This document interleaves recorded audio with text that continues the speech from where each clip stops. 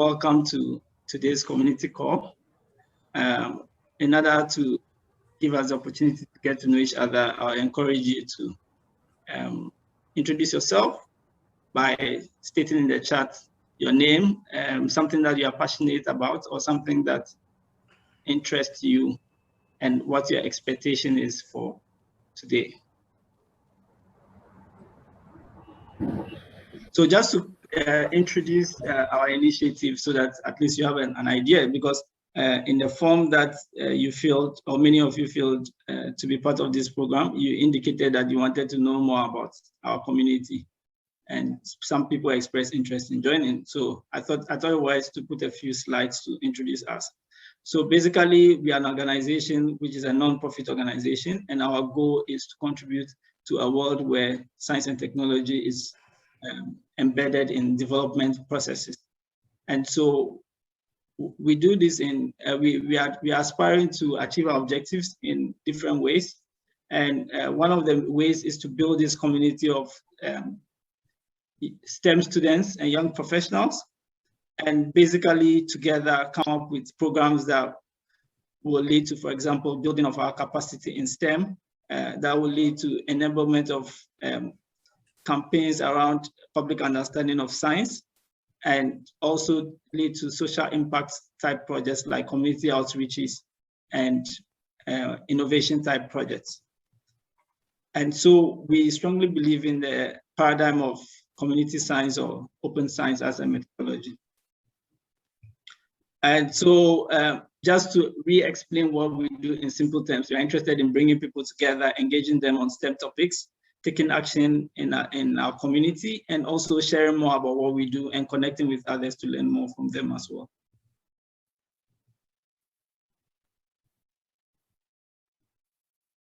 So specifically for today, we are doing an activity that we call community call. And the idea of the community call is to take a topic connected to science and technology or connected to human capacity development, and have one of our members in the community lead us in that topic. So by so doing, it will help us to either increase our knowledge or build skills and competencies. So it's a way of collectively building our skills and competencies. So the community calls, we started this in June of last year. And because of the COVID pandemic, all the community calls we've had so far are online. But the brilliant thing about it is that it has enabled us to have the opportunity to work with our colleagues in other countries, especially in North America and Europe, to be part of this community call. So that's an advantage. The two pictures at the down part of the slide, therefore, are not from the community calls, but from other engagements that we've had.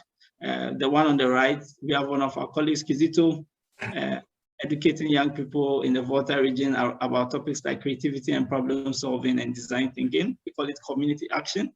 And the one at the left was a collaborative project we did during Africa Science Week in 2018 with developers involved, where we engage people on using data to develop tech tools to communicate about air quality. So yeah, we try to do fascinating stuff like that to solve problems. So today we are lucky to have two highly esteemed experts who are also GLab community members in our midst. Dr. Benjamin Owusu is a big brother of mine. He used to be my TA, so imagine he has been taking my marks during tests, and I've been worrying him for that. But he's a very good friend of mine, and he's a technical director at Labcorp. He studied biochemistry. He will tell you more about himself, so I won't tell you everything about himself, but he's worked in both academia and industry. We have Dr. Kwabena Owusu. I also know him from way back in Legon, and he's a lecturer now at the University of Ghana. He's a researcher at West African Center for Cell Biology of Infectious Pathogens. And today's community call, I know most of you are interested in scholarships, postgraduate studies, going abroad. But the call really is also about understanding how science, we develop our careers in the science fields or in the STEM fields. What are the different experiences when you are doing advanced degrees? What are the differences when you become a full-scale researcher? And what are the differences when you are actually out there in the industry working. And we can compare this to the previous community call we had earlier, where we looked at STEM at work in business and volunteering. So you can see that STEM plays a role in different career settings. So it's wonderful that we have the opportunity to explore this with our experts. We also have many colleagues in the call who are very keen to contribute. So we are going to try to bring them on as the whole discussion unfolds. So our experts here, I try to introduce them a little bit. So I'm not going to read their full bios. They told me that they are not coming here to do, big presentations with slides and say everything. They want to hear from you. They want your questions. So please feel free to put any questions you have in the chat, and then at the appropriate time, we'll call you to ask those questions for them to answer. I've also collected some of the questions, the questions that you posted when you're registering for the program, and some of you also posted that in our Facebook group. And so those questions, we have them available to engage our experts with at the beginning, but feel free to bring in new questions and ask more questions. So without wasting much time, so put your questions in the chat. So without wasting much time, I'm going to invite Dr. Benjamin Owusu straightforward, come forward and tell us about his background and experiences, how he got into STEM, and what he's doing right now in his career, short 10-minute presentation. And then after that, Dr. Kwabena Owusu or Dr. Kojo Owusu will also come and tell us about his background and what he's up to. So Dr. Benjamin Owusu, over to you. Thanks, Gameli. Even before I start, let me acknowledge one of our senior colleagues, Dr. Patrick Oselusu. He's also somebody who very much contributed. I would like him to participate because he is also one of the experts in the field, and he can give us a lot from his experience too. Okay, so let me start from where I did my undergrad education. As Gameli has already said, I'm sure by now you know that I also spent some time in University of Ghana, right? And so I did my undergrad in biochemistry, and after that I served as a teaching assistant. Gameli was one of my brilliant students. Was it 1 year or 2 years ahead of you, Gameli? 2 years ahead. 2 years ahead, right? Yeah, yeah. And so I later moved to the US on a visiting research scholarship and worked as a research specialist, or you can say research scholar, at Emory University School of Medicine. And this is in Atlanta, Georgia. And I went on to pursue a PhD degree in biomedical sciences, but my focus was in biochemistry and molecular genetics. And this was at the University of Alabama at Birmingham. We normally say UAB. So for my initial work, I mainly looked at the effects of red blood cell aging on like the physiology and pathophysiology of cardiovascular blood flow and all those kind of things. And then I also did some work that was cancer related. It was more or less like cancer drug discovery, which actually eventually became the focus of my PhD dissertation, interestingly. So I teamed up with some medicinal chemists in another industry that we had partnership with, we call Southern Research. And we undertook this project that was aimed at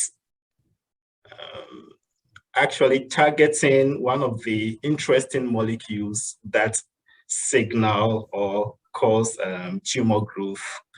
So we're trying to develop some small molecule inhibitors to block these downstream pathways that promotes tumor progression. I don't have to go into all the details and all that.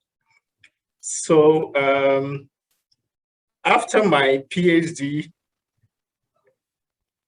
actually the decision to move to the next step became a little bit challenging because I had two things in mind, but after getting the necessary guidance, talking to people, assessing my interests and, overall academic career, I thought the next step was wise for me to do this clinical fellowship that I applied to, actually together with Kobe around that time. So we kept on interacting a lot, and we ended up in the same kind of fellowship, just different institutions. So I moved to University of Washington School of Medicine in Seattle, Washington. And the main focus was in clinical chemistry. Some people call it clinical biochemistry. And after the clinical fellowship, I got this offer from Labcorp, or Laboratory Corporation of America. And this is more into clinical diagnostics. So I currently serve as the technical director, and I'm overseeing the core chemistry section of the Atlantic Division Regional Lab. What do I do these days? I spend most of my time almost doing bits and pieces of everything from management to clinical diagnostic tech consults, some research, and now also more into the business side of the industry, right? And I also spend some time training, teaching, and mentoring, and I participate in voluntary projects and other endeavors that is aimed at either promoting education, health, or the general well-being of people. So in summary, that is my story so far.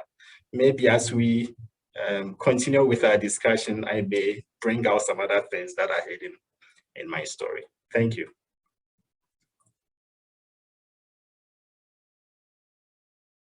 Okay, thank you very much, Ben. I would like to invite Kobe to also take it away. All right, thank you very much.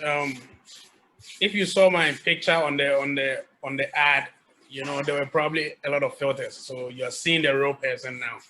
But actually, when you see the real person, he's much darker than what you see on the filters. But it's great to be part of this community. I really like, the camaraderie around this whole global lab community. I think that one of the things that we are still trying to understand and discover is the fact that without community, most of us cannot succeed.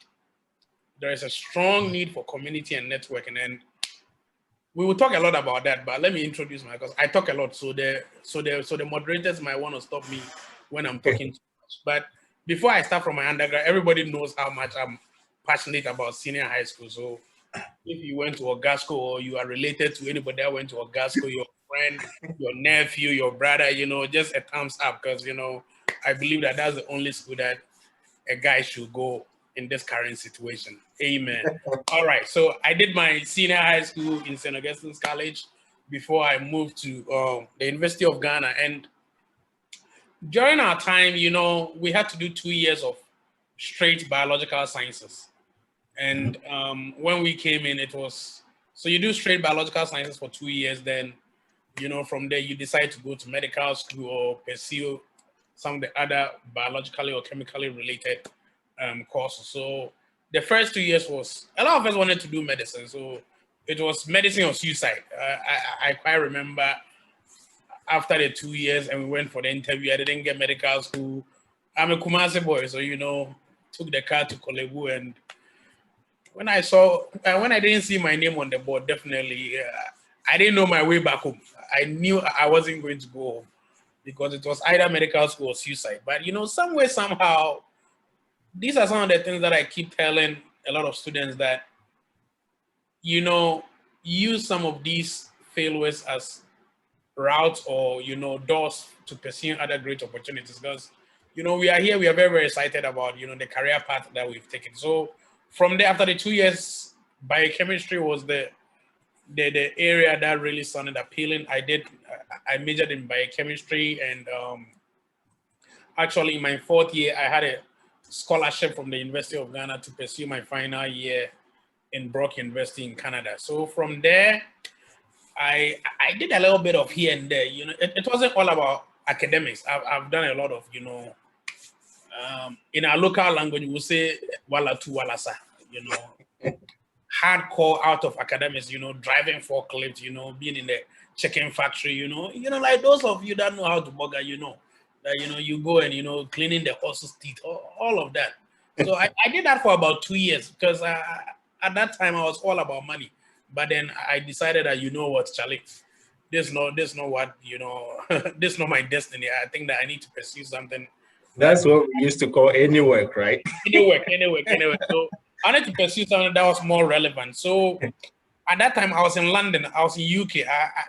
I lived in the UK for 2 years after my undergrad, you know, doing all these any work stuff. Then I decided that, you know what, I'm just going to come back to Ghana. So I came back and I did my national service. I was supposed to be in a lab, but you know, Ghana, Charlie, I couldn't end up in a lab. So I was a teacher. I was a high school teacher, you know, for 1 full year teaching chemistry, integrated science. But that's when, you know, I decided that, you know what, I really wanted to pursue graduate school. So I had written the GRE. Prior to that, I didn't get into any of the institutions that I had applied to, mainly because I had nobody that was going to mentor me. And maybe it was because I didn't seek help, right? You know, a lot of us are sitting here. We think that, you know, we are the, you know, like we've gone to these universities and, you know, we can do things on our own. Please, if somebody has treaded the path, don't try to do it by yourself. You know, most of these are very, very difficult, and it's much easier if somebody is holding your hand and helping you, guiding you. I'd applied to numerous schools and I got none. And, you know, when I look back and I look at the kind of letter of intent or statement of purpose that I wrote to these schools, I'm like, you know, these guys deserve not to give me a place because it was all rubbish, like all of it, just rubbish.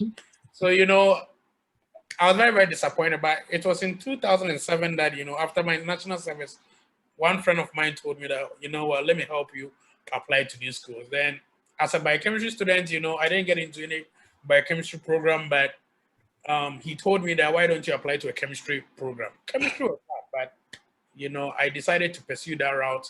I did my master's in chemistry in Missouri State in the United States. And when I finished, I knew I wanted to do something that was higher than a master's. So I pursued a PhD in biochemistry, did a lot of research in EGFR and breast cancer. But during that research phase in PhD, you know, biochemistry was very, very, you know, bench, you know, doing research. And I needed something that I could easily translate to the public. That I'm in biochemistry, I do understand enzyme activation. But, you know, I come home and I talk to my mom about enzyme kinetics and she doesn't understand anything, right? So something that could easily translate from the bench to the bedside, that when I'm talking to public, you know, I can easily transfer my scientific, you know, vocabulary. So right in first year during PhD, I talked to people and they knew that, okay, you know what, we believe that this is the path that you want to take. So I'm somebody that talks to a lot of people because I know I don't know the way. People have treaded the path already. Use them to your advantage. So I talked to this guy. He's from India. He said, "Oh, Kobe, I believe that from what you're trying to say, you want to do clinical biochemistry." I'm like, yeah. So I did a lot of research. You know, applied to a lot of schools. I got into the University of Virginia and did my clinical biochemistry or clinical pathology fellowship. And the thing with me was that, you know, right in PhD, I knew that, you know what, after my PhD, I wanted to come to Ghana. And right after my postdoc 3 years in 2020, I finished that program and I moved everybody back to Ghana. So I'm now currently a lecturer at the University of Ghana. I teach a lot of biochemistry courses, but I'm also a researcher. Research is what really moves me because I want to be able to contribute to the development of Africa too. I want to research into some of the pertinent problems that affect our sub-region and how we can develop methods that can be used to address some of these problems. Because we know that white people are not going to come and help us now. So we as Africans, we need to be able to help ourselves. So we are here at the West African Center for Cell Biology of Infectious Diseases. I work on a number of different projects. We try to understand some of the interferences that affect clinical diagnostics. We are also working on reference intervals for adult and pediatric populations, and also in the infectious diseases realm, we work on non-E. coli based organisms that cause urinary tract infections, trying to understand the molecular mechanisms of some of these organisms. So I also do consult. I'm a technical director for clinical labs. So that's something that I do on the side. So, but in a nutshell, that is me. That is me. We do a lot of things, but we try to stay on a low key. Monday, hopefully, is a strike for we lecturers. We need to go on a strike so that they can increase our pay. So please pray for us. You guys need to pray for us. All right, Gamle. Hi, Gamle. I don't want to interrupt, but if Patrick can just give a 1 minute intro, he also has an interesting path, just to chime in. Yes, of course. Please go ahead, Dr. Patrick Ose. Oh, interesting. Anytime someone calls me doctor, I know I'm in trouble.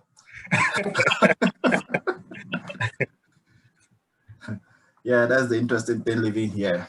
You may never be called a doctor in your life unless you go to Ghana. So anyway, I attended Pokuara school. I'm on Akatechie, so Akatechie #1. Yeah, 247. the best. 7. the best school I've ever attended in my whole life. So yeah, so I went to Pokuara school, did science, and as Kobe said, at that early age, you want to go to do medicine, and okay, you try and you don't get it. Okay, then maybe I have to do something that will get me into medicine. So that's how I ended up doing biological science at University of Cape Coast. And then from there, I moved to University of Ghana Medical School, where I met Ben. So Ben was my colleague there when we wasted 4 years doing Master of Philosophy. So we did 4 years MPhil. I did microbiology and immunology. And as Kobe said, if I knew I didn't need a master to do a PhD, I wouldn't have wasted that 4 years. So as Kobe said, it's very good to talk to someone. It's good to know, to follow people who have treaded the path, as he said. Because that 4 years that we did, maybe Ben will attest to that. To me, it was a complete waste of time. Actually, I escaped earlier. Yeah, so from there, that is where we became wise. I said, no, if you want to do science, you've got to go to where science is done, get it, and possibly come back. So I joined the Exodus, moved to US. I got my PhD in microbiology and immunology from the University of North Dakota. And then from there, I moved to University of Chicago, where I did 4.5 to 5 years of working on vaccine development as a fellow. So like Ben and Kobe, I've also been here and there. But at that point, I also realized, do I really want to be on the bench? After doing like bench work for almost close to 10 years. And I must say, science here, it's a little bit different from the way we see it in Ghana. To be a scientist here, it's your life, like you are dedicated to it. One of my PIs made fun of me that, oh, you published this paper with your life and sweat and blood. And it was like literally, not joking, but sometimes I have to donate my own blood to get the experiment done. So like getting the paper with your blood is not like figurative, it's literal. You sleep in the lab sometimes. So after going through all that, I said, do I really want to do this all my life? So I started looking around. And well, through all that, I got one of my, maybe the only one, contribution to science.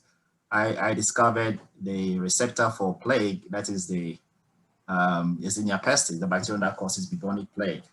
And I got myself one Nature paper for that. This is my biggest contribution to science and maybe the only one I will do.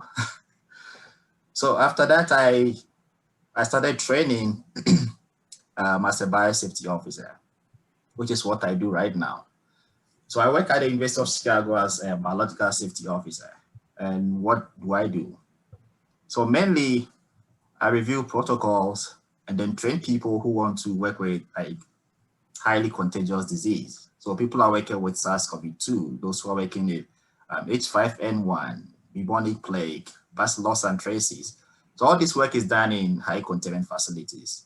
Because I've done that and had experience, I mainly train people who want to do that kind of work. But the part I like about my work is the review of protocols. So again, in Ghana, maybe I may be wrong now, Kobe might can correct me. When I was there, we only had an IRB, Institutional Review Board, that reviews all scientific work that is done. Here we have a separate committee that is called the Institutional Biosafety Committee. And what we do is we review all the work that is done here at the University of Chicago to give approval before it starts. Because if we don't do that, we will be dead by now. So let me give you a quick example. So one professor wanted to, I don't want to be using so much jargon. So pseudotype SARS-CoV-2. So SARS-CoV-2 has like the spike protein, and that is what I used to attach to the ACE2 receptor to get into cells. So SARS-CoV-2 can only infect cells that express the ACE2 receptor. Now you can pseudotype SARS-CoV-2 with a different ligand. So instead of the spike 2, the spike protein, they replace that with a VSVG, which is vesicular stomatitis virus with the glycoprotein. Once you put that on, we describe the virus as pantropic. So now this virus can not only just affect cells expressing ACE2, it can affect every cell. So we literally say it's promiscuous. So it now can affect every cell. So we know HIV infects CD4 cells. SARS-CoV-2 infects cells expressing ACE2. But when you put a VSVG ligand on it, then it can infect CD4 cells, macrophages, neutrophils, everything. And at this point, we've not even finished dealing with SARS-CoV-2. We don't want to create another more deadly strain of SARS. So these are some of the things we do. We sit down, we deliberate, and we say, no, you can't do this work. Or this work has to be done at biosafety level 3, or it has to go to a different level. So that is generally what I do. And I also consult for some, they call clinical biosafety services. So as I sit here, I reviewed all the Pfizer protocols, I reviewed Moderna protocols, all the AstraZeneca, Johnson & Johnson vaccines. I reviewed all the protocols from start to finish. So I had to give a talk to some people who were not interested in getting the vaccine. I'm like, this is not shredded in secrecy. It's open. It goes through a lot of processes. We have a lot of our own people in there looking at everything going on. So it's not like some dude hiding in their basement and developing some vaccines that will target us and kill us. So we are involved in all these processes. What can I really want or interested about this is how do we translate all this knowledge we have, all this exposure back home to help? Because after the Ebola pandemic outbreak in West Africa, one of the main things that CDC reports came up with was the lack of biosafety skills by the people who were handling the virus. So people handle it just anyhow. They don't know how it transmits. They don't know how to decontaminate. They don't know what PPE to use. And there is a lack of knowledge back home, not just in Ghana, but the whole of Africa. I've been in touch with Dr. Ivy Asante, who is in charge of the Noguchi COVID call. So I do talk to them. I talk to Dr. Silvercan, who is also in charge of the KCCR COVID Center, on how best can we manage this and what is the best PPE to use, at what level can we do this. So it's good to try and get some of these things back home. So that is why when I saw, Ni actually sent me this link and I said, I have to be on this call. But this is the kind of group I want to join. There's so much we have to do. There's so much we can do for our people back home. Because like Kobe said, I want to correct. He said, oh, the white people will not help us at this time. No, not just this time. They will never help us. Never. So if we don't link up back home and try to solve some of these problems ourselves, nothing will be done. So I'm really happy to be here, and I want to say I want to join this group because that is what I want to do.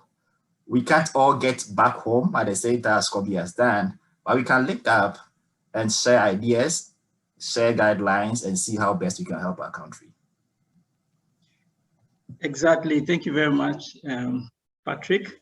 Yeah, it's wonderful to have you and to connect with you. And yeah, of course, you are welcome to join us. We also have another event series called the Science Cafe. So in the Science Cafe, we go deeper into the science and try to follow how things are going. But the community core is more about networking, connecting, exchanging ideas, and trying to build each other up. So there are plenty of opportunities to collaborate along those lines. We also have another person here. I've been bothering her for ages because I really want us to hear from her as well, you know, because I think oftentimes we always look up to the older people and the people with experience, but we also need the people coming up to also share their perspectives. At the same time, this is a place full of biochemists, and there's too much biology flying. You are calling us old. So we need engineers. I mean, relatively, just relatively. We need to look at it from the other side, which is engineering, and of course the gender dimension is also there. So Lois, can you introduce yourself? And I'm really excited about the initiative that you have, which is also helping people to find scholarships and placement and things like that. Thank you, Gameli. Basically, I knew I'll be running around Friday trying to get things done in the lab. So I was like, I can't really commit, but when I happen to be around, definitely I'll join. And I've joined a couple of sessions on the Science Cafe as well. And I love this community to the core. So I'll try as much as possible in all my capacity to be able to join. So like Gameli said, my name is Lois Ifwa Chirwa Damte. These are my senior colleagues. I'm currently in my final year of my PhD in the Open University of the UK, and I'm focusing on nanoscale engineering. And we are looking at various materials and functionalizing the surfaces of these materials for wastewater treatment. So basically, I'm on a scholarship known as the Global Challenges Research Fund, GCRF, one of the biggest funders, which is a subsidiary of UK Research and Innovation. And on that fully funded scholarship, like all of my colleagues here, so they basically studied in the US. So they had a couple of teaching assistantship positions and graduate assistantship positions, but in the UK, we hardly have that. So we do have fully funded scholarship open up for anyone who wants to study in the master's and PhD. So I had the opportunity to do my master's here as well in the European Bioenergy Research Institute, where I was looking at processing materials for nanocatalysis for biofuel production. And so that was somewhere in 2015. So prior to that, I had actually gotten a fully funded internship and to also come and study from the Royal Society of Chemistry and Royal Academy of Engineering to also do something, doing my fourth year in undergraduate. So I was in Legon as well, did materials engineering. So this is just the trajectory of some of the amazing scholarships I've had. And I'll add on to that, I'm not really a first class student. So probably if you think that probably I was that smart to get that, no, it was just strategically wanting it and channeling my passion to where I wanted to be and working towards it. So I'm guessing I'll be more on the probably contribute to the science research part, but my senior colleagues are here, so I'm also learning a lot from that and also contribute much to what the scholarships aspects for postgraduate study and I mean, any other opportunity as well. So thank you so much, Gameli, for having me here. Yes, you're welcome. And I'm really excited that we have all these wonderful speakers and panelists joining us. So I'll just go straight. I'll pick a question and I'll try to assign it to somebody that I think will answer that question well, but feel free to chime in with your opinion. So I'll go first to Patrick, because he said a lot of things about the application end of things. And one of the questions that a lot of people have asked is that how do you really make impact with research? That's an interesting question. So I would say, like, how do you make impact with research? Research is life. Research controls all aspects of our lives. From what you eat, everything. It's unfortunate that in Ghana we tend to have to fight so hard to get funding for research. But research affects everything. So I don't know, I don't really know what to mean by the impact. When you say impact, what does he really mean? Well, I guess that when it comes to impact, it depends on the field that you are. It depends on what you're passionate about. Somebody is interested in saving lives in terms of health. Somebody is interested in providing greater access to education. Somebody is interested in how do you call it? Ensuring that we have access to renewable energy, for example.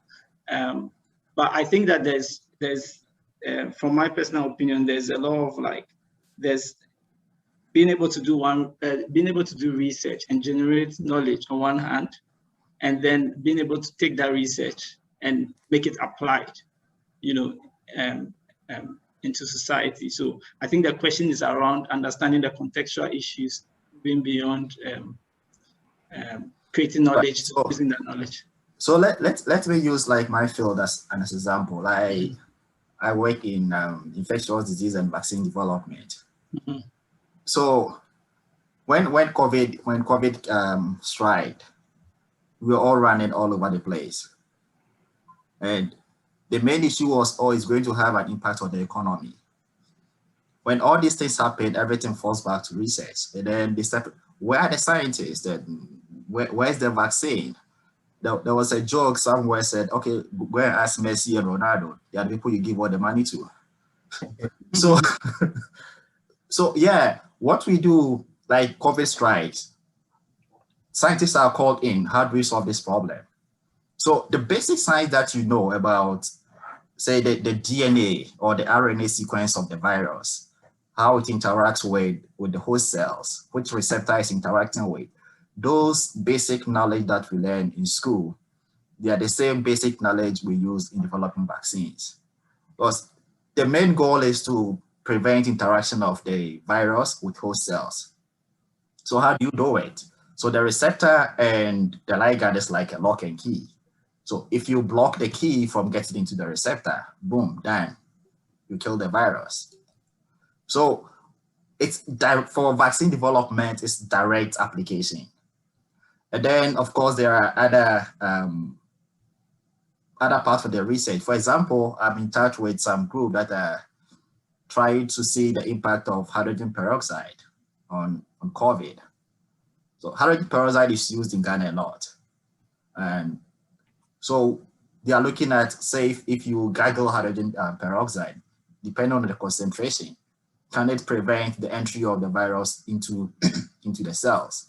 These are direct application to fighting, say, COVID. And there are so many things that we can do. If we had the knowledge, talking to some people, I've always had the impression, why should the vaccine come from the West? Why is it always the West? Why don't we trust our own system? Why is Noguchi not doing that? The answers I give people is, there are no emotions in science. Once you show that, okay, this is what I have, and this is what it can do, we don't care where it's coming from. You have to back whatever you say with data. We don't really have what it takes to develop all these things. So they were, okay, we have these leaves. Someone suggests these leaves can cure COVID. If we have a lab set up very well, we just take those leaves, we extract whatever is in there, the active ingredients, test it on the virus to see if it can kill them. That is what science is. It's not emotion. It's not like You can't say, okay, I feel in my spirit that this can kill the virus. No, you don't feel in your spirit. You do it and show it. So if we had all those things, yes, we could have taken our leaves, extracted the active ingredients. If we show that it could kill coronavirus, we could have made a lot of money from it. So that could have also impacted our economy. So research from my angle, like working with vaccines and working with pathogens, has direct impact on what we do. And it's also based on that same thing that you go out there, because you know, how far does the virus travel when someone coughs? How long does it survive on surfaces? So with that knowledge, we can go out there and tell people. It was based on that we say, okay, maintain 6 feet from one another. Okay, wear a mask because it decreases the amount of viral load that is going out. These are all based on concrete research. So it has direct implication on public health, on staying safe and protecting our people. Thank you very much. I think that the two main points that I've picked from your delivery is, one, it's important to choose topics that are priority topics that are very important and close to the people. Through that, the knowledge that is created can actually help us to make impact. And then the second part, of course, is dealing with issues like communication and coming down to the level of the people, making things translatable to be able to get that impact. So I'll just pick a question from the chat. I think I'm really excited about picking questions from what people are asking live. Can I add just one thing to what you've said? Sure. You know, if you're new to research, sometimes what people only focus on, you know, the destination, the big thing that you want to do, and they forget about the process. Is it Louis Pasteur who says something that chance favors the prepared mind? Sometimes what we call chance or luck is not really just luck.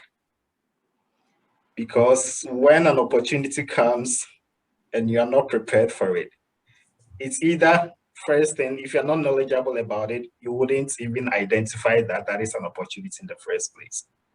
And if you are knowledgeable and maybe you still have some missing information, you may have the opportunity, but you can't do anything with it, right? So chance favors the prepared mind means that you shouldn't just look at the destination doing just the big things. It's good to have that in mind, but you should also think about the process.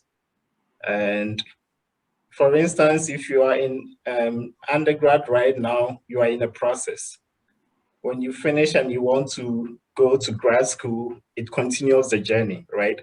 And in all these stages, you are building some kind of knowledge. What you need to do is make sure that whatever knowledge that you are acquiring is not just kept in a box. Because at the end of the day, you have to take advantage of what you've packaged and bring it out of that box to bring something into reality, right?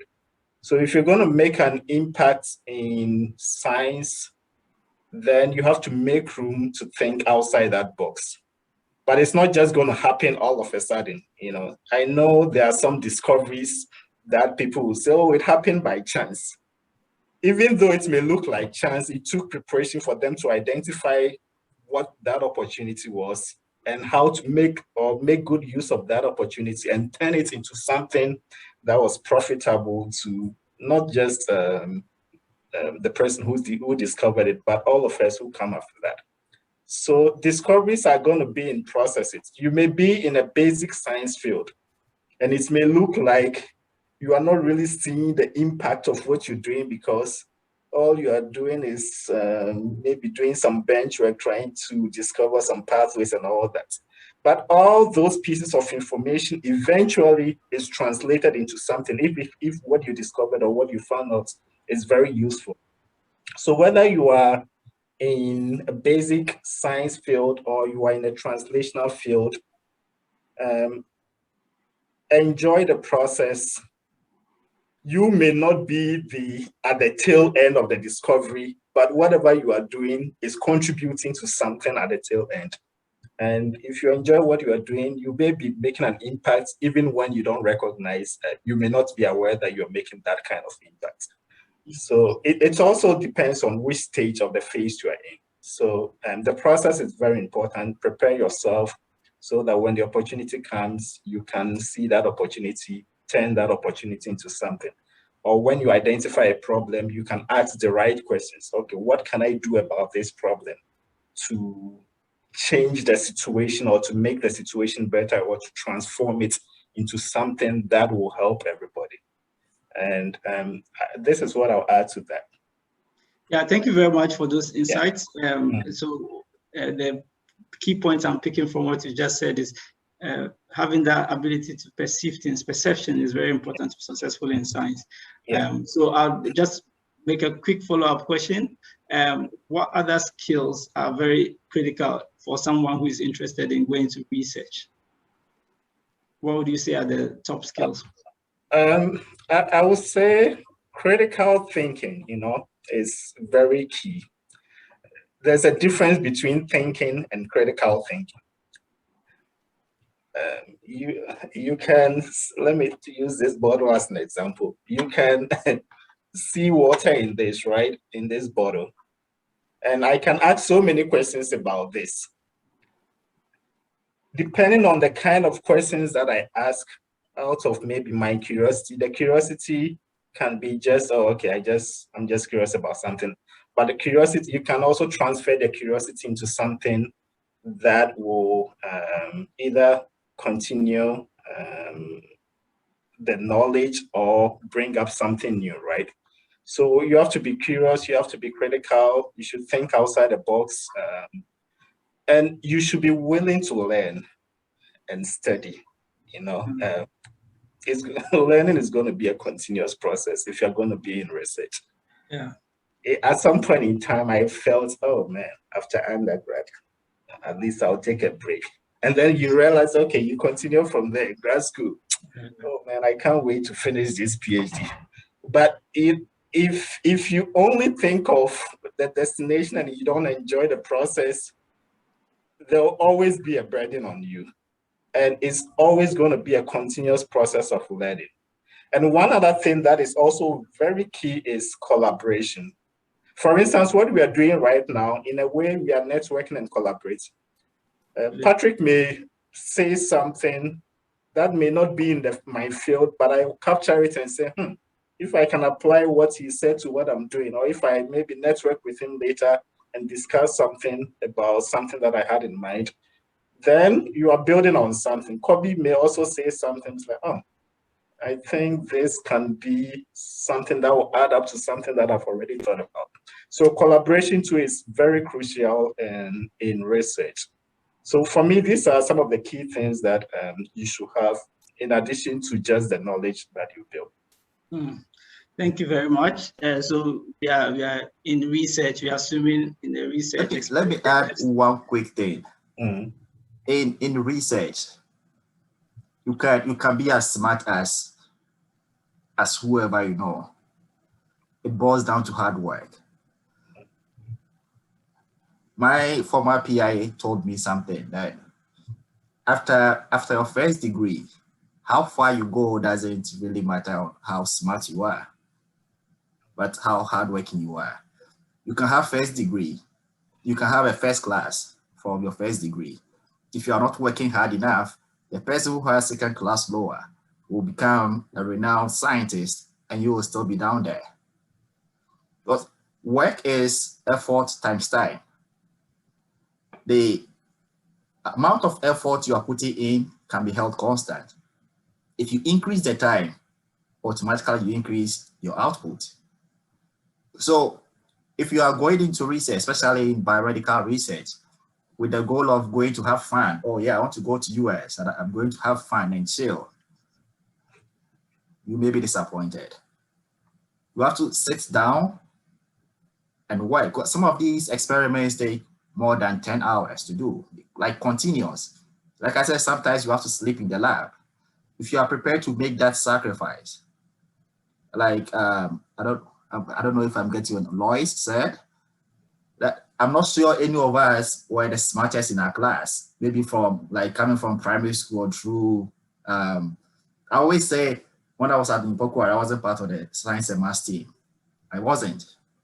But the people who were part of the science and maths team, a lot of them either turned out to be doctors who are practicing, or they ended up somewhere in the middle there. So after first degree, it's not about how smart you are, but how hardworking you are, and the people who are holding your hand to guide you to where you are going.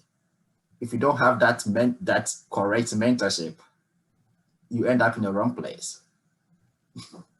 All right, I'll say 3 things and we can move on. But if you are interested in pursuing research, you're probably going to cry, and I'm not going to say that I'm not going to sugarcoat those words, but you're going to wake up and cry and think that am I in the right field? So as Dr. Oselusu said, hard work, but also resilience is key to research and graduate school, because your cells are going to die. Your experiments are not going to work. 99% of experiments don't work. So I don't want you guys to have this, in quote, fake orgasm that research is all rosy and things are going to turn out very well. You are going to cry. You are going to probably leave your girlfriend because of research. Because of research, you're going to break certain relationships, and that is what research entails. So you need to have that tough skin, very, very tough skin, that no matter what, I need to get this completed. When I was getting my PhD in the US, for me, it was, if I get kicked out of the program, I'm coming to Ghana. At that time, Charlie, Ghana wasn't, it wasn't easy to tell my dad I'm coming back to Ghana. So you need to have that very tough skin, resilience. I keep telling my students, resilient. You need to wake up the next day fresh, man. I'm like, even though, I'm not going to achieve the destination, that, I'm not going to have that much of an impact, but I'm so resilient. I need to finish this research, because research is about creating knowledge. That's what we have to have at the back of our minds. It's not about, affecting things at the population level the next day, but it's about creating knowledge. And that knowledge is not only you who's using that knowledge, but other people have to build on your knowledge. That's why when we're doing research, we do literature review, right? Because, we want to know what is out there before we can build on that knowledge, okay? The second thing that I want to hint on is communication. Hey, man, if your communication, your oral and written communication is not good, if you can't speak your science, if you can't speak your STEM, you probably not. When I did part of my schooling in Canada, right, and I was in my 4th year, and they said we're going to do presentation. Me, Charlie, I didn't do the presentation. I got there, Charlie. I was shaking all over. Charlie, I was stammering. Me, I don't stammer, but I got there, Charlie. I look at these faces, I'm stammering here and there. And they gave me the laser pointer. I was pointing the laser at myself because, Charlie, I was so everything. I couldn't talk. And the talk was supposed to be 10 minutes. Within a minute, I was done with the presentation, because all I wanted to do was get out of there, because I wasn't trained that way. So as a scientist, you can be the best student, but science it's not about being the best student. It's not about somebody who can memorize all the reactions in engineering, in physics. You can have all these equations in your head. Science is about, you do the experiment, but you have to be able to, number one, written, you have to have a very good writing skill to be able to communicate your science on paper. But secondly, orally communicate your science. Without that, hey man, there's no, because when we were in school, we used to do all the experiments 24/7. I was in lab. And despite people, Charlie, they will spend maybe 2 hours a day in lab. But when it comes to the presentation, hey, as if, they'll say, oh, so, this mechanism. I'm like, wow, Charlie, I did the experiment, but Charlie, I cannot communicate my science. So communication is key. You guys need to start reading, start, talking to people about your science. You need to be able to explain your science within a minute. And lastly, if you haven't started this, have some IT skills, some computer skills, because this is the age of artificial intelligence. We need, we are having all this big data. If you're a STEM student and you don't know how to use certain soft skills like, R, Python, you are way behind.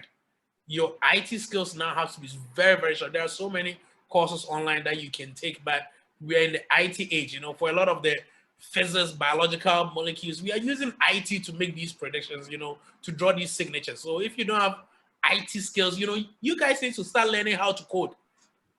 You know, it's going to be the basics for STEM. If you don't know how to code now, you need to go back and learn how to code, because without these skills, you know, there's no way that you can pursue further graduate studies. You're going to be there and be crying. Already you're going to cry. So why should you add more, you know, more cries to your cry? Okay.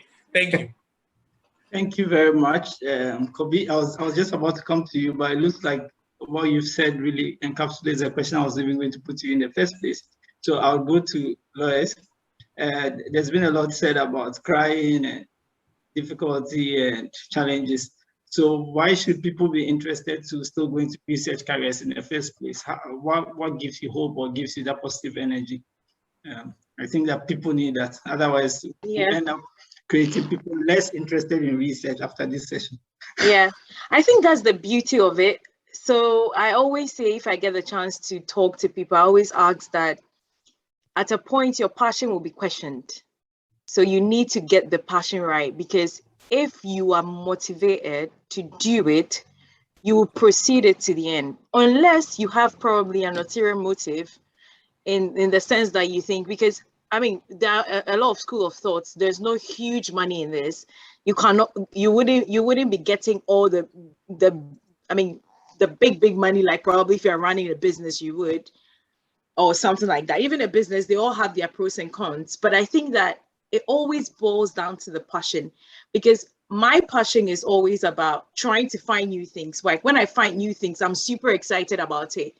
And I can literally talk the science. Like when you're listening, you might probably say, oh, this girl really loves what I might not have everything at the back of my mind, but I love to see new things. I love to see the research going on. Sometimes most times it doesn't go on.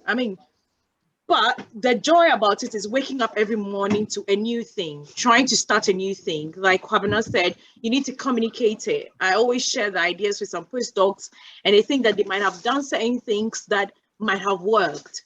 So I read a paper and it justifies what they said it had worked. So next morning, I'm excited to go back to go try it.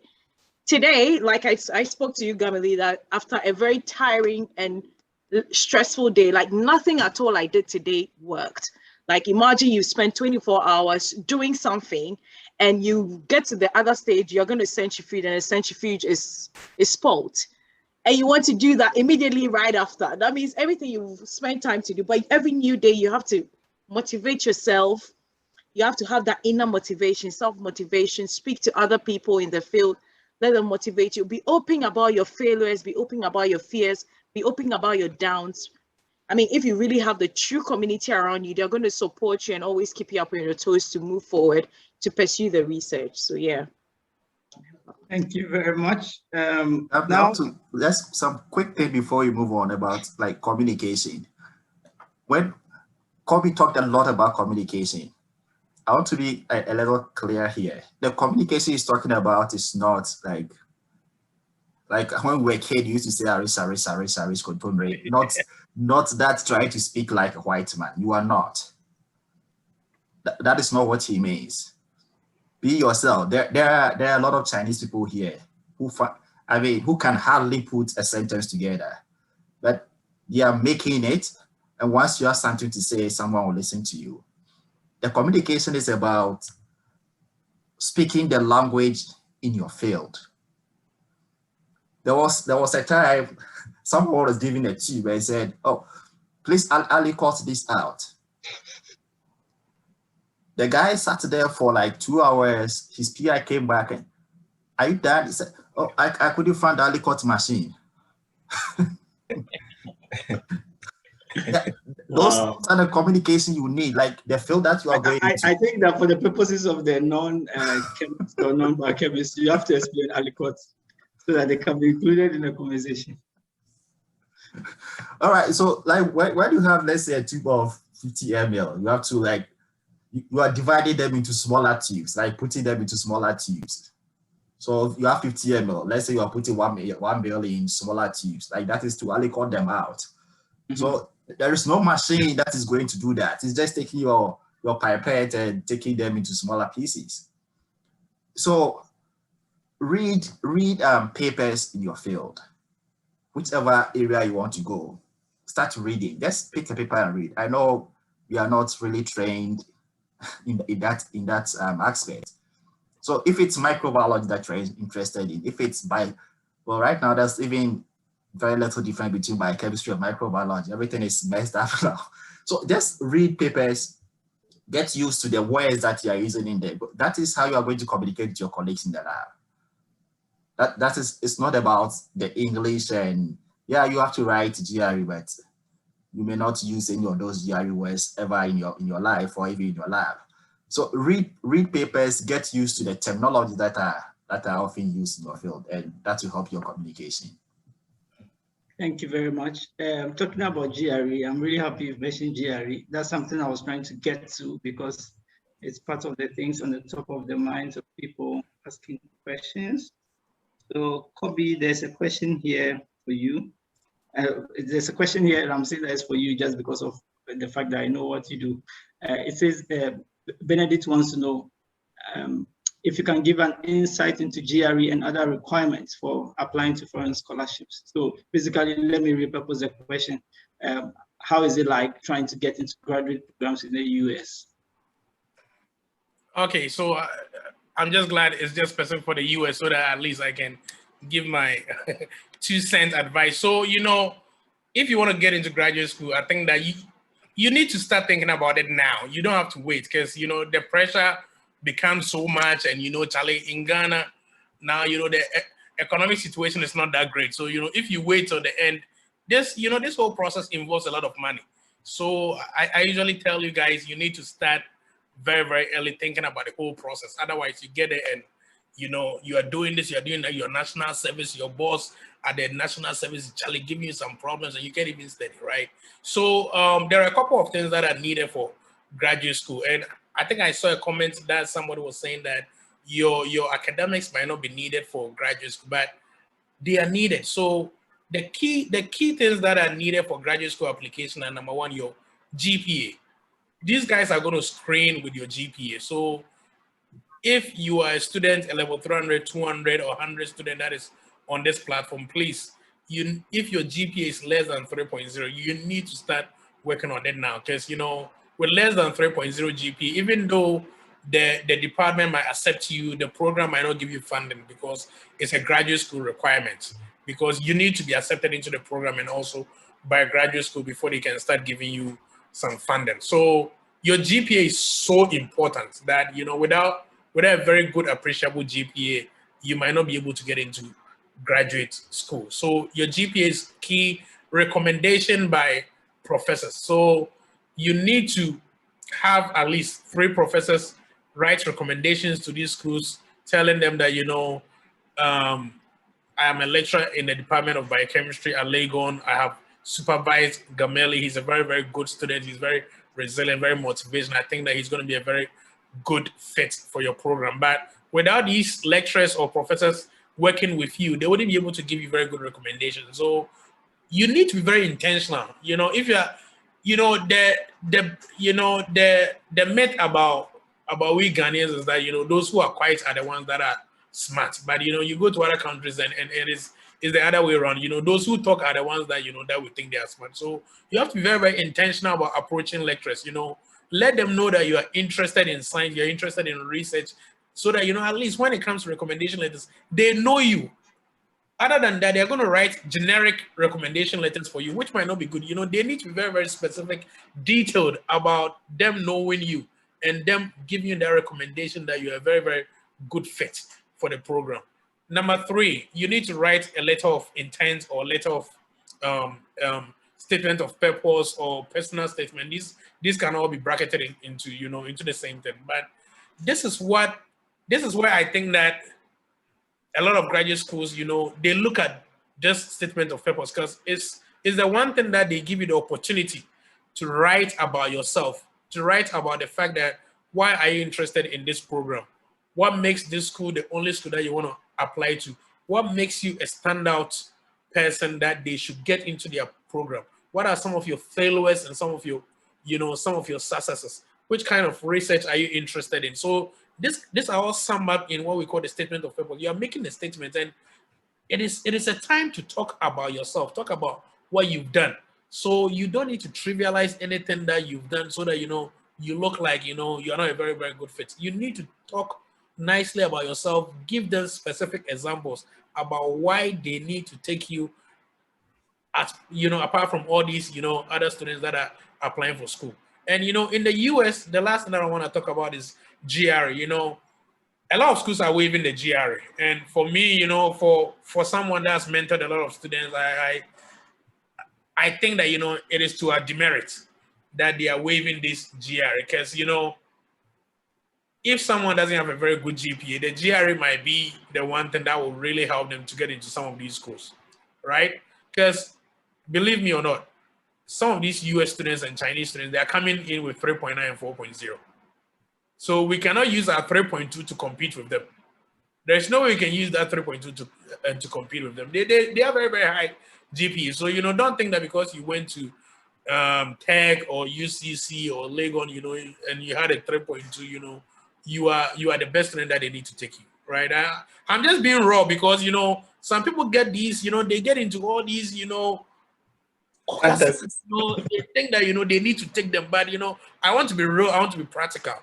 That even though some schools are waiving the GRE, you need to write a GRE. You need it. Even if you're not going to do well, you need to write a GRE. Because, if there are 100 schools and 80 of them are waiving the GRE, that means that you have the opportunity to apply to only 80 schools. The 20, you cannot apply. But think of the other people that are also applying to schools. Most of them want schools that are waiving the GRE, right? So, you are competing with a lot of people for these 80 schools. Why don't you expand your network so that you can apply to all these 100 schools so that you have a bigger probability of getting into schools?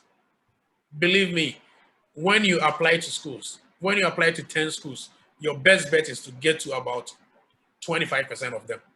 That's probably the maximum that you can get into. So I don't want you guys to trivialize this whole application process. It's, some people are still crying because they've applied to 8 schools, they didn't get into either of them. It is normal. What did you do wrong? How can you better your application? Last and please, CV. The way we do our CVs in Ghana is a little bit different from how CVs are supposed to be presented in, in the US. They are reviewing a lot of applications. The most they can do is, the first page of the CV. But if in your CV you have date of birth 1999, I'm single, I go to Church of Pentecost at Wager, your first page. So about 3/4 of the first page of the CV is about yourself, the church you go, your mother's name. And these guys are reviewing the first page. They are going to throw this stuff away, right? So, we have access to all these tools, all these online resources, just like Dr. Ajimeni. I think that you guys use your data a lot for social media. You need to channel some of your data so that you can be looking at, how these CVs are presented. Just Google CV of a biochemistry graduate student, something like that, and look at how these CVs are presented so that, we can at least match. And also, if you've done any internship or anything, these white people, when they do something, even for 4 hours, the way they put it in their CV, as if they've done something for 3 years, they will talk about it. And, I'm like, hey, Charlie, but me, Charlie, I'll go and work for Mampong. I'll go and work at Mampong for 3 months, and I wouldn't even put it in my CV, right? So please, do not trivialize whatever you've done. You need to make your CV rich. Everything that you've done, that you're doing, and that you're going to do, document it. Make sure that it is part of your CV so that people know that you've done the work. So don't trivialize and don't let it look as if you are not bluffing, but you are just putting out there that to show people that you've done the work. I know that our time is pretty tight, so I didn't want to talk a lot, but at least if my colleagues can add something to it for applications in the US, that would be great. Yeah, just to add to that, being intentional about these kind of applications is crucial. There is nothing like, I believe in prayer, I believe in grace. There is nothing like, I've prayed, so God is going to do it for me. Take advantage of that grace and be intentional about your application. talk to the right people. For instance, somebody who has crossed that line before, somebody who can be a guide, somebody who can be a mentor. Let somebody review some of these things for you. Your statement of purpose. I remember back then, the very first statement of purpose that I wrote, thanks be to God, I saved it. And I compared it with the one that I used for the application, right? And I look back and I'm like, man, what did I put on this? So your statement of purpose is going to go through several stages of changes. It's not something that you say, oh, it's just one page. I'll write it the night before. I'll write it the night before and just move on. If you're not intentional about these things, you are just going to make mockery out of your application. And talk to the people, network with people, those who have been there before, those who can be good mentors to you, and let them walk you through some of these things. Now, guidance is very important. Back then, I think one thing that was very challenging was getting the right guidance. Now, it's not even just the people. You can go online and get a lot of information. Sadly, we have access to so much information online and all that, but it looks like we don't use our phones for that. We don't use our data for the crucial stuff. It's good to enjoy the fun and all that, but hey, invest some money into some of these things. Pay the price and get it done. Okay. Just a quick thing to add. As Kobe said, yeah, a lot of people are happy that the GRE is going away, right?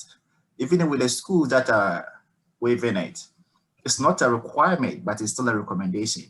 Mm-hmm. Even with those schools that are waiving it, they write there that it's not a requirement, but it's a recommendation. If you have it, it's good, it's to your advantage. Because look, these Chinese, there are hundreds and thousands of people applying to the same school that you are applying to. The only thing that will set you apart from them is having that extra thing, which is the GRE. So please, I know it's hard, it's difficult. Sit down, learn, and get it right. And one thing is mentorship. I keep saying that. If you don't talk to the right people, you waste years applying to schools without getting in there.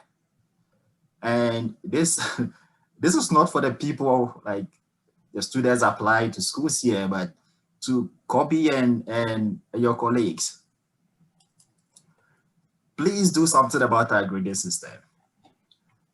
The way we are graded and the GPAs we get compared to what we know and what the Chinese and the US, other people are bringing in. I mean, we have this mentality that, oh, they have to be a curve and it follows that. And you go a whole year, the best people there are people getting 3.2, 3.3, and people are coming in with 3.95, 3.8. And when you sit with them in class, they are not better than you. But the grades we are giving, it sets us back like 2 or 3 steps behind the people we are competing with. And also recommendation letters. Again, this is also to Kobe and your colleagues. I don't know if you can start talking to them. Some of the recommendation letters that are written for us, my goodness, you see them and you're like, oh, really?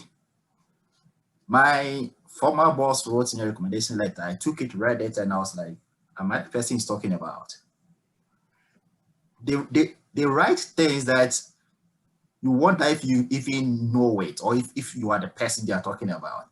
It's not just about, oh, he's smart and he's courageous, and no. It's about putting in a lot more. What makes you think he's better than other people in the class? So sometimes our recommendation letters and our GPA set us back. I mean, with that, the students cannot do anything about. It's just our lecturers and the way we've been treated. But just one last thing before I go, as Ben said, we have a lot of people like send us email or like contact us through Facebook. Oh, I want to do this. I want the school and that. Okay, what is your GPA? He tells you your GPA. He has a very good GPA. So which schools are you looking at? Which programs? And he says, I don't know, just find anyone for me. Once you say that, or you tell me that, right away it tells me you are not serious. Because you can't tell me to go and look for a school for you or look for a program for you. This person is online 24/7 on Facebook, on WhatsApp. But when it comes to looking for schools, he wants you to do it for him. You can't do that. It doesn't show signs of seriousness. Stop using your data for Facebook and social media. Unless you are doing business, that is fine. But if it's just for fun, it's a waste of time. Use that data to look for schools. If you sent me a list of schools, okay, these are the schools I'm looking at. These are the programs I want. Can you check them for me? I will. That I see you are serious. But if you are telling me to go and look for schools and programs for you, whilst I see you online 24/7, I may not respond to you. I know people are willing to help, but at the same time, you don't want to waste time on people who are not really serious about what you're doing, right? So if, for instance, somebody asks for help and I see some seriousness with the person, you are genuinely willing to help the person move to a next level. That comes naturally to people, unless you have a different mindset. But the way you present yourself can make a big difference. Even the way sometimes people write an email to you, right there and then, the first impression will put you off. And in a day, I have so many emails from so many different directions, So there is no way I'm going to waste time on something, that doesn't sound serious, So your first impression is very important. Know how you package certain things. The way even you write your email, know how you present yourself, know how you communicate with people, and do your homework. At least it's more comforting for somebody to come to you and tell you that, oh, I did my research on these schools and I found these programs. Can you guide me as to how best to navigate my way around certain things? It's better than just saying, Doc, can you please select a school for me? Or can you select a program for me? That doesn't work. Never do that anywhere. So just do your homework and present something meaningful and let people guide you through some of these things, because you definitely need a guidance. Yeah, and maybe Lois can chip in, because I was very, very impressed by the number of scholarships and internship scholarships that she was able to use for her master's, internship, PhD. I think that was very, very impressive. And we should learn from people like this, because they and I'm not sure that somebody just brought it to Lois on a silver platter. Hey, Lois, these are scholarships. Can you choose one? I believe that she did a lot of the work. So Lois, if you can chip in and help us with how you did some of these great stuff. Yeah. So I quite remember we had an international lecturer with something in level 400 who spoke a bit about some projects I was really very passionate about. That was biomaterials back then. So at that time, it was mainly for orthopedic surgeons, trying to generate materials, shift away from the use of steel as orthopedics, and using materials that have that biofunctionality and biocompatibility in the body.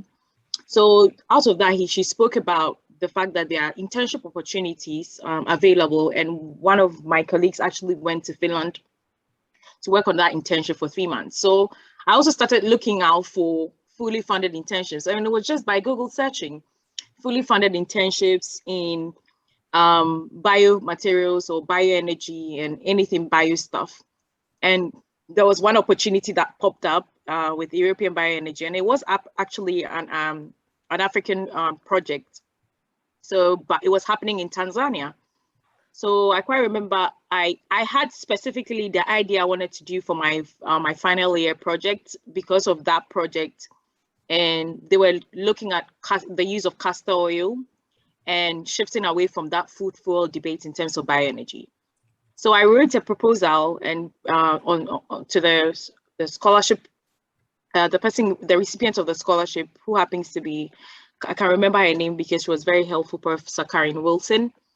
And she said that, oh, okay, so we have a slot to actually take a student on for a 3-month internship on that project. And it will be very good. I provided a very good perspective on how the castor oil's readily availability in Ghana, and we're using it as mosquito repellent, but can be used as a fuel. At the same time, the biochar can be made as coils. Obviously, we've moved away from coils, but back then it was being used as coils. So she saw a student who actually was thinking vastly in that, and she didn't mind actually giving me the opportunity to do the 3-month internship. And they actually funded my master's degree as well. That was an MNg in the UK here in Aston University. So it's just about initiative and actually like taking up those initiatives. And I always believe in that cold emailing of supervisors and presenting your capabilities to them as well. So instead of like, probably waiting for the scholarship to come to you and the scholarship is not opening in that your area, you can actually channel away what is the supervisor working on? What has your past experience been? And how can you fuel into that? And they're always willing and ready to sponsor internships, even if they have to partner with other companies, because at that time it was in the Aston University and they partnered with the European Bioenergy Research Institute. And they funded my accommodation and my travel, whilst on the other part of the other scholarship, they funded my tuition and my living in the UK. So they can always pull out those strings for you if they see that passion, genuine passion in you, to be able to, study on that. So that was a further on to my master's degree that I mentioned in Aston University. So I've actually been the person looking out for opportunities. So I saw that, okay, because I found myself also in that academic space where people were more focused in applying for scholarship. I always say that it's very good when you do it with your friends, because you have that community that are actually towards a particular goal. So we are all pushing each other to achieve that goal and reach a particular place. So they actually channeled that energy, and I didn't really have plans because I had a very good national service in Accra Brewery Limited. So I really wanted to fit in Accra Brewery Limited, do what I can do, and obviously settle for that. But I also saw that, I had passion for research. I wasn't really into that autonomous 5-7 kind of life as well. I wanted that freedom to be able to do new things, and that excited me. So I created that passion. So always looking for that opportunities with your colleagues around you, form that community where you can apply for opportunities, help each other, peer review your statement of purposes and personal statements before even sending it out to other people. So I got that community to help me as well, to keep up the focus and the goal with, I also mentioned my daddy as a very great motivator in that. So I created that platform. I've shared the link, Dear Young Graduate, where a lot of our networks and a lot of our friends that came around to look for scholarship during that time have decided to put together scholarships that are running, scholarships that are everywhere, anywhere in the world, and share it to people so that you don't have any excuse of also saying that, oh, I didn't see that it was open. I didn't see that it came. I didn't see the scholarship here, because there are a lot of information out there, but we're narrowing it down on our pages as well. So you can always visit the page Mondays, Wednesdays, Friday. We post scholarship. I can see that we are mentioning a lot of scholarship on top of my currently. Chevening is going to be opening in August. Commonwealth Shared Scholarship will open after, quite competitive. Swedish scholarships for people who have worked over 2 years as well. And all these are communications we form on Saturdays as well.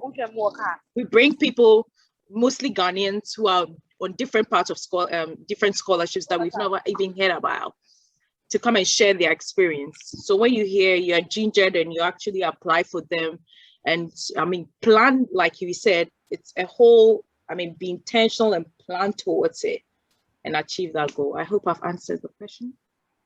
One thing that you said that it really excites me is, your colleagues or your friends also make a big difference. If you have, we say birds of the same feather flock together. I remember when we're applying for grad school, you know, you talk to people who are also like-minded. I'm not saying you should only stick to such people, but there are some people that when you rub shoulders with, it will help you go to the next level. So if you know that you want to move to a certain level, you should begin to interact closely with people who are, if not like-minded, at least moving in a certain direction, right? For instance, you know, these kind of applications can be a tedious process. But as you get to talk to your friends, your colleagues who are also in the same process, it really motivates you, especially for GRE. Oh man, I kept on postponing GRE.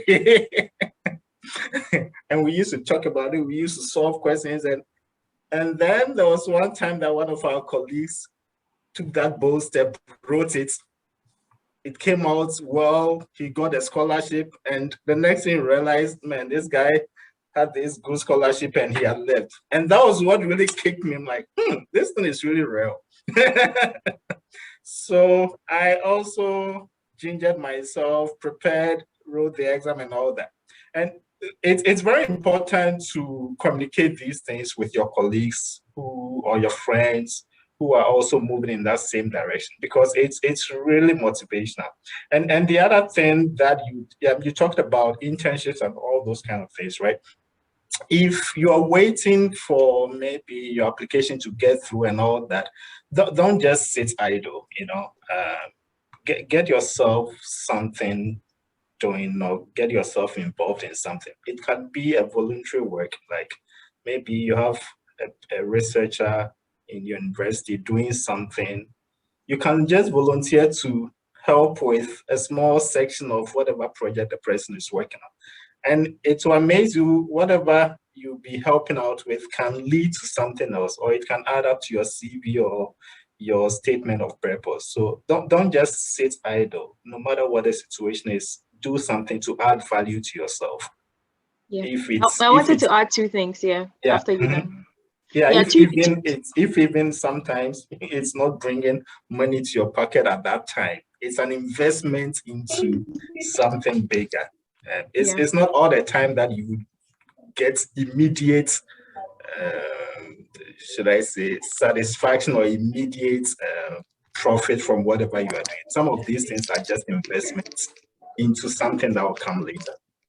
Yeah, two things. One of the things when we were talking as well, I was just casting my mind back, and I remember during that stream, a group of friends, there was one particular scholarship we all had to apply for where we had to write an entrance exam. And what we did was that we helped each other write the entrance exam at every point, because it was an online platform that was open, and it was like math and English. So the one who was the fastest in math, we helped the person. And when it got to my turn, we also helped myself. But unfortunately, two of them got through. I didn't get through during that time. And you see, you create resilience, like we said, to rejections. As much that you wouldn't even take hate when it happens that way, because you will get a lot of that rejections. But one success will actually clear all the rejections that you have been. And it was actually much greater than what other people actually had. And other things, whilst I was preparing that phase, I was applying for fully funded conferences. So I remember going for three fully funded conferences. One was ESOF 2018 in Toulouse in France. I ended up going for a student representative fully funded conference in Ireland as well. So you see, it was just things building portfolio, meeting other people. There's a bit of background noise. If you're not among the speakers, can you please mute your microphone? Yeah. Please. So I was also applying for fully funded conferences. Anything that merits fully funded, I was applying for it whilst waiting. So the idea is not casting my eggs in one basket, but creating avenues and different things. Another thing, got a media ticket to ESOF 2014 because of my blog. Oh, really? I didn't know that, Gameli.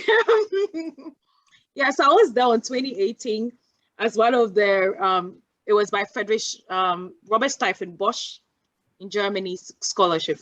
So, all these things really, really, really helped in terms of building capacity, because then when I'm talking or presenting to her, I might have chipped an idea or gotten an idea from there, probably I didn't implement it, but it helped in the enriching of my proposals and my statement of purposes.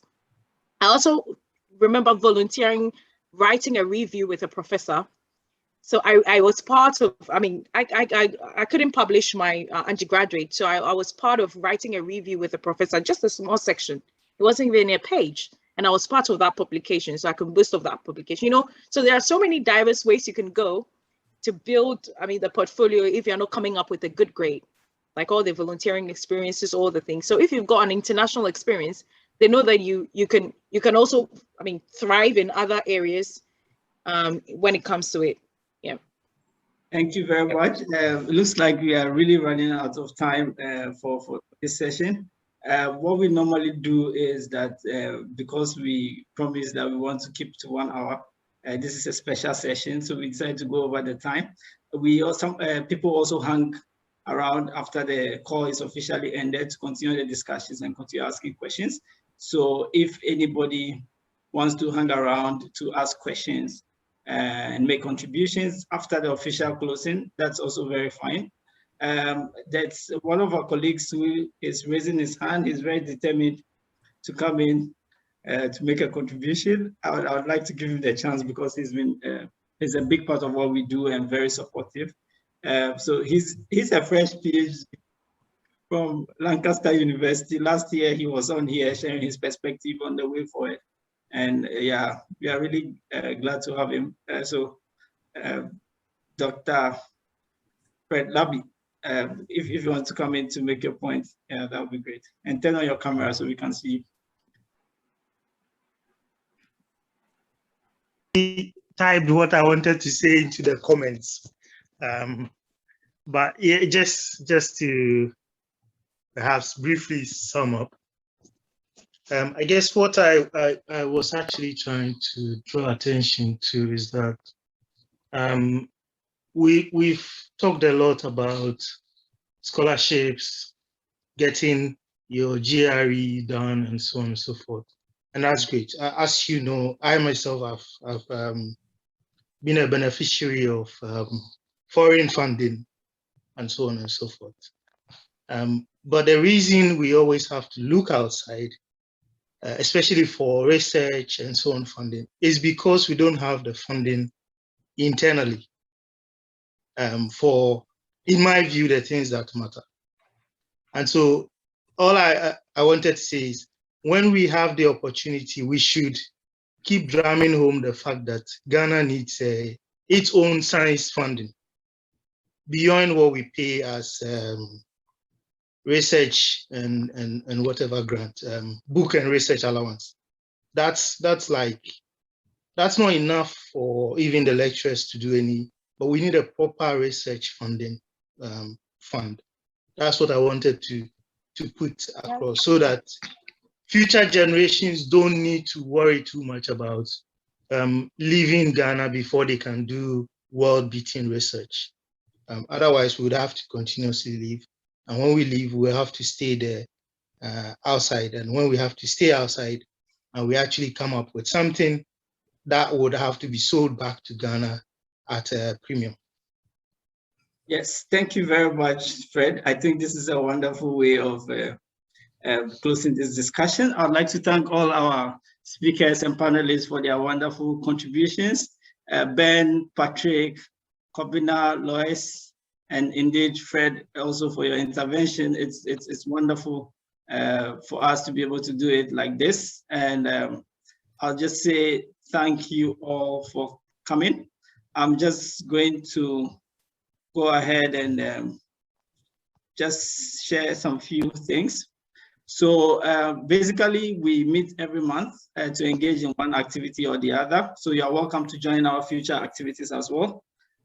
In August, we'll be having a community call, and it will be focused on the art of science communication. So one of the things we've learned here today is the fact that it's not just about doing the research, but engaging the public, engaging scientists in other fields, and engaging the community on what you're about. So science communication is also crucial, and also being able to have science communication credentials in your portfolio actually enhances your ability to be able to attract world-beating scholarships and fellowships that we are all looking for In September, we'll have a science cafe. Also, the full details will be announced. So just, follow Global Lab on social media, email us, check out our blog to get all the information. So I'll just say thank you very much and officially stop the recording. But if you want to stay behind to still ask questions and engage, you are free to. Thank you.